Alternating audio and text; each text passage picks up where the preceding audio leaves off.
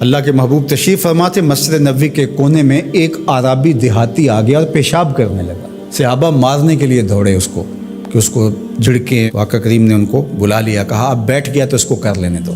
جب اس نے پیشاب کر لیا تو آقا کریم علیہ السلام نے اس کو بلایا، کہا یہ مسجدیں ذکر و فکر کے لیے بنائی گئی ہیں، بول و براز کے لیے نہیں بنائی گئی، اور پھر وہاں پانی بہا دیا گیا۔ تو بعض اوقات ہم جس طرح سے لوگوں کے ساتھ رویہ کر رہے ہوتے ہیں، یہ جو موبائل ہے یہ اس دور کی ضرورت ہے، تو بعض اوقات اس کو بند کر دیں تو کھولنا یاد نہیں رہتا، کھول لیں تو بند کرنا یاد نہیں رہتا، تو بعض اوقات نماز کے اندر اس کی گھنٹی بجنا شروع ہو جاتی ہے۔ جس بیچارے کی گھنٹی بج رہی ہوتی ہے تو بعض اوقات اس کو تیزی سے بند کرنا بھی نہیں آ رہا ہوتا، تو وہ دیر بھی ہو جاتی ہے۔ خیر وقت گزر گیا، اب 4 رکعتی نماز ہے، یہ پہلی رکعت کے اندر حادثہ ہوا تو 3 پوری رکعتیں ہیں وہ غصے سے بھرے رہتے ہیں کچھ نمازی کہ اب سلام پھیر کے تو ہم اس کی خبر لیں گے، اور پھر سلام پھیر کے حالانکہ 3 رکعتیں گزر گئی ہیں، تم رب سے جڑے ہوئے ہو، تمہیں تو یاد بھی نہیں ہونا چاہیے۔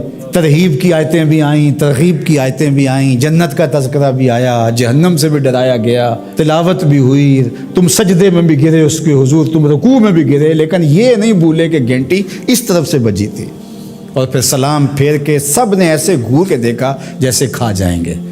اب اس کو دیکھیں اور اس پیشاب کرنے والے کو دیکھیں، اپنا عمل دیکھیں اور رسول اللہ کا عمل دیکھیں ہم کہاں کھڑے ہیں۔ اور اسی لیے تو لوگوں نے بھگا دیا ہے مسجدوں سے لوگوں کو کہ جو مذہبی طبقہ اس کا رویہ کتنا سخت ہے۔ میں نے تو یہ دیکھا ہے کہ ایک چیز ہے جس کا تعلق دین سے اس طرح سے نہیں ہے، طریقہ کار سے ہے، تنظیمی طریقہ ہے، طریقت کا طریقہ ہے، آپ کا تربیتی طریقہ ہے، اور اگر کوئی بندہ اس طریقے کو اختیار نہیں کرتا تو اس کو مسلمان نہیں سمجھتے۔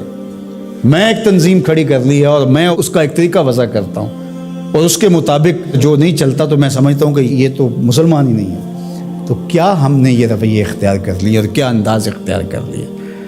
میں تو سمجھتا ہوں کہ اس وقت سب سے بڑا مسئلہ یہ ہے کہ منبر و محراب کے لوگوں کا بھی فہم دین ناقص ہے۔ فہم دین ناقص ہے تو پھر کس طرح دین فروغ پائے گا؟ تو یہ ضرورت ہے کہ دین کو سمجھنا۔ تو شیطان کے طریقے ہیں، وہ علماء کو الگ ٹریٹ کرتا ہے، جاہلوں کو الگ ٹریٹ کرتا ہے، متکبر کو الگ ٹریٹ کرتا ہے، منکسر المزاج شخص کو الگ ٹریٹ کرتا ہے، اور ہر ایک کے لیے اس نے الگ الگ چیزیں رکھی ہوئی ہیں، ہر ایک کے لیے الگ پیکج ہے اس کے پاس۔ سخی کے لیے الگ ہے، سخت شخص کے لیے الگ ہے، متکبر کے لیے الگ ہے، مولوی صاحب کے لیے الگ ہے، پیر صاحب کے لیے الگ ہے، کارکن کے لیے الگ ہے، لیڈر کے لیے الگ ہے، حاکموں کے لیے الگ ہے، نمازیوں کے لیے الگ ہے، ہر ایک کے لیے الگ اس کے پاس پیکج ہے، اور اس کے ذریعے سے وہ سب کو لوٹ رہا ہے۔ یہ شیطان کے مکر ہیں، فریب ہیں۔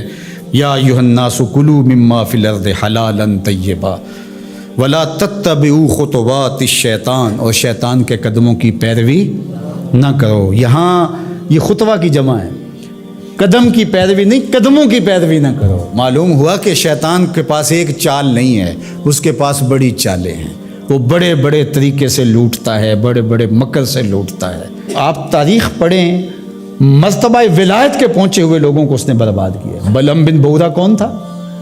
مستجاب الدعوات ولی تھا نا، لیکن کہاں لڑک کے چلا گیا۔ اس لیے ہمیشہ اپنا محاسبہ کرتے رہنا چاہیے۔ شیطان ادھر سے بھی حملہ آور ہو سکتا ہے، ادھر سے بھی ہو سکتا ہے، آگے سے بھی ہو سکتا ہے، اور اس نے اللہ کے حضور قسم کھائی تھی وَبِعِزَّتِكَ لَأُغْوِيَنَّهُمْ أَجْمَعِينَ، تیرے سامنے یہ بات قسم کر کے کہہ رہا ہوں کہ میں تیرے بندوں کو تیرے تک نہیں آنے دوں گا۔ ان کے دائیں سے آؤں گا، ان کے بائیں سے آؤں گا، آگے سے آؤں گا، پیچھے سے آؤں گا، چاروں طرف سے حملہ، کدھر بھاگیں گے؟ اللہ اکبر۔ ظالم 2 راستے بھول گیا، اوپر والا اور نیچے والا۔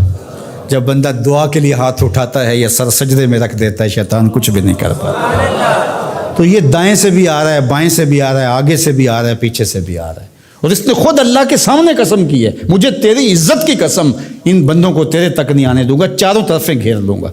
تو یہ چومکھی لڑائی ہے شیطان کے ساتھ، کبھی یہ کسی طرح سے آ جاتا ہے، کبھی کسی طرح سے آ جاتا ہے، کبھی کسی طرح سے آ جاتا ہے۔ تو اس کے بڑے مکر و فریب اور بڑے طریقے ہیں، اللہ تعالیٰ اس کے مکر و فریب سے ہمیں محفوظ فرمائے۔